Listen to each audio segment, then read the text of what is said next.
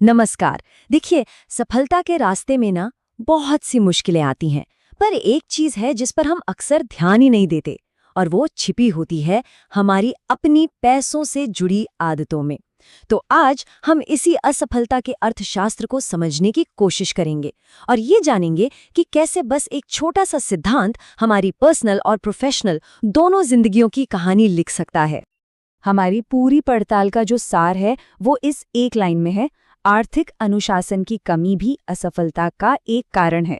अब ये सिर्फ बजट बनाने या पैसे बचाने के बारे में नहीं है। नहीं, ये उन आदतों और उस सोच के बारे में है जो ये तय करती है कि हम मौकों का फायदा उठा पाते हैं या फिर पैसों के बोझ तले दबकर रह जाते हैं। तो चलिए सबसे पहले ये समझते हैं कि ये आर्थिक अनुशासन या फिस्कल डिसिप्लिन आखिर है क्या चीज।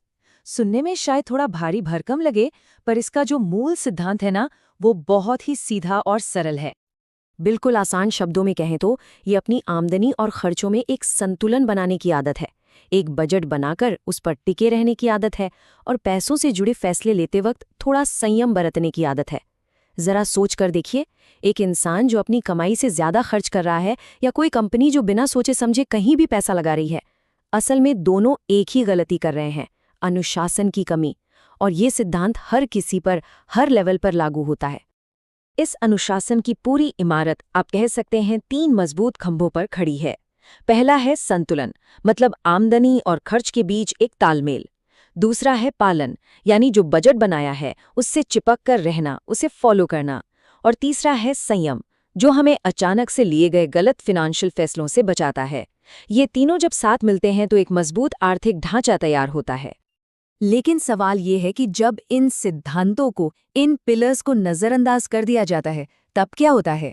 तब शुरू होती है अनुशासनहीनता की एक ऐसी चेन रिएक्शन जहां हर एक गलत कदम अगले और बड़े संकट की वजह बन जाता है।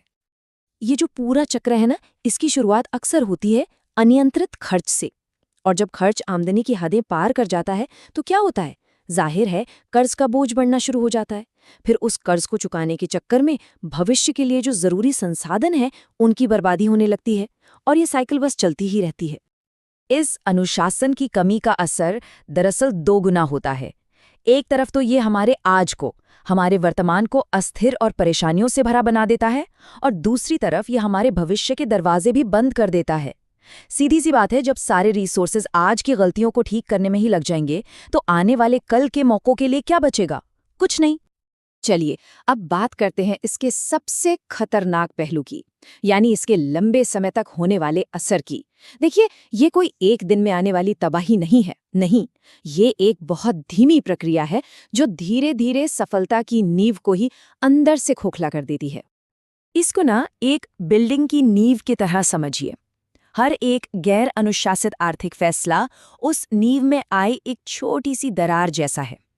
शुरू में तो ये दरारें दिखती भी नहीं है, लेकिन वक्त के साथ ये छोटी छोटी दरारें मिलकर पूरी की पूरी इमारत को कमजोर कर देती हैं, और फिर सफलता का वो ढांचा ढहने की कगार पर आ जाता है।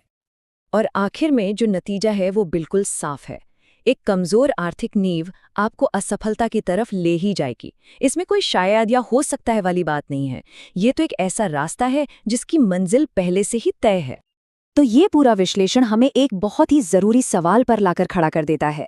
कोई भी व्यक्ति हो या कोई संस्था, वो सफलता की जो नींव बना रहे हैं वो आखिर कितनी मजबूत है? क्या उस नींव में संतुलन, पालन और संयम के वो 3 मजबूत खंभे शामिल हैं? इस पर सोचना और विचार करना बहुत जरूरी है, क्योंकि इसी नींव पर हमारा पूरा भविष्य टिका हुआ है।